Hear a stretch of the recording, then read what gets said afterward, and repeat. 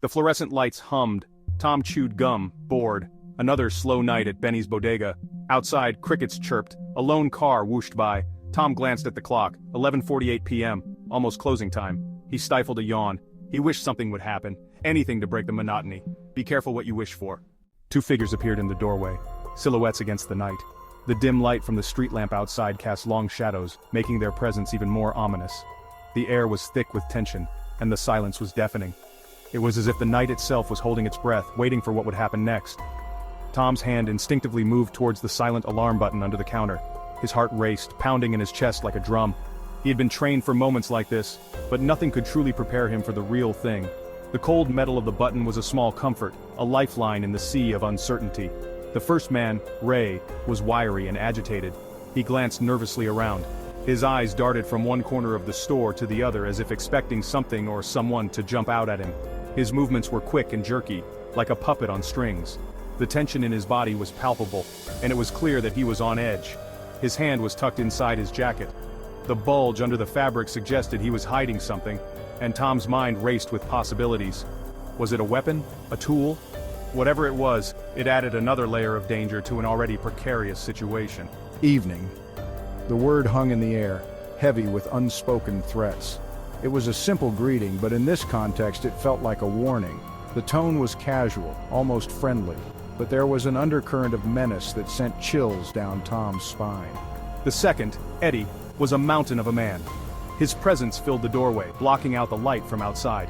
He stood still, a silent sentinel, watching and waiting.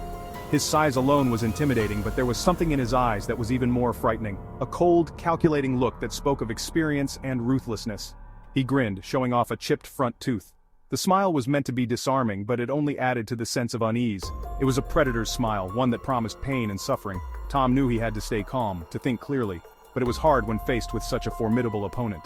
The night was far from over, and the shadows at the door were just the beginning. Just the cash, no funny business. Tom's mouth went dry.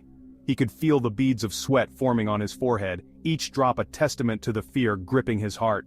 His mind raced, trying to recall every detail of the training he'd received for such situations, but it all seemed to blur together in the face of real danger.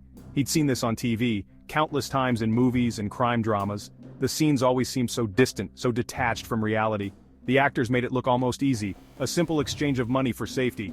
But it felt different in real life. The stakes were higher, the fear more palpable. Every second stretched into an eternity, and every movement felt like it could be his last. The weight of the situation pressed down on him, making it hard to breathe. The air crackled with tension. It was as if the very molecules in the room were charged with electricity, ready to explode at any moment.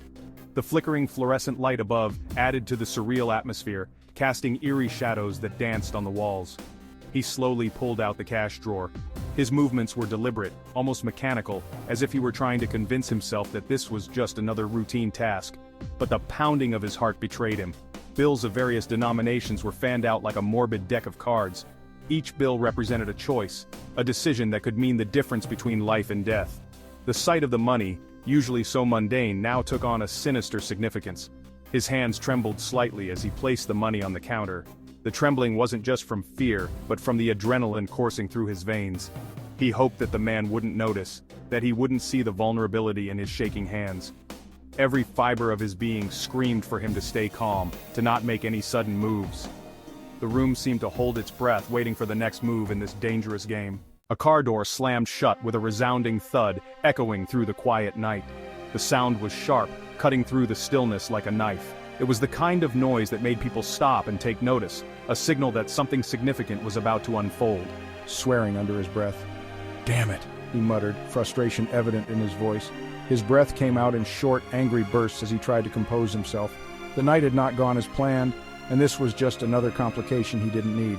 Inside the store, the atmosphere was tense.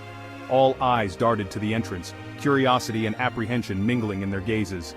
The sudden noise had disrupted the mundane rhythm of their evening, and now they waited, breath held, for what would come next. A woman, Sarah, strode in with an air of confidence that demanded attention. Her steps were purposeful, each one echoing with authority. She moved as if she owned the place, and in that moment, it felt like she did. She was dressed in jeans and a leather jacket, a combination that spoke of both practicality and style. The leather jacket hugged her frame, giving her an edge that was hard to ignore. Her blonde hair was pulled back in a ponytail, a simple yet effective way to keep it out of her face. It highlighted her sharp features, making her look even more determined and focused. Hold it right there! The command rang out, clear and unwavering. It was a voice used to being obeyed, a voice that brooked no argument. She commanded, her voice sharp and laced with authority. There was no doubt in her tone, no hesitation. She was in control, and everyone in the room knew it. Her hand emerged from her jacket, revealing a glint of metal, a badge. It caught the light, shining brightly, a symbol of her authority and the power she wielded. The room fell silent, the weight of the moment settling over everyone. This was no ordinary woman. This was a badge in the night, a beacon of justice in the darkness. Ray let out a choked cry. Eddie, however, grinned, a predatory gleam in his eyes. He pulled out a gun, waving it menacingly.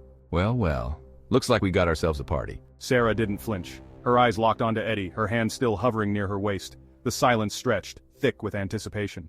Suddenly, the shrill wail of sirens split the night. Eddie's grin faltered. Cursing again, eyes wide with panic. Go, go, go! He screamed, shoving Eddie towards the door.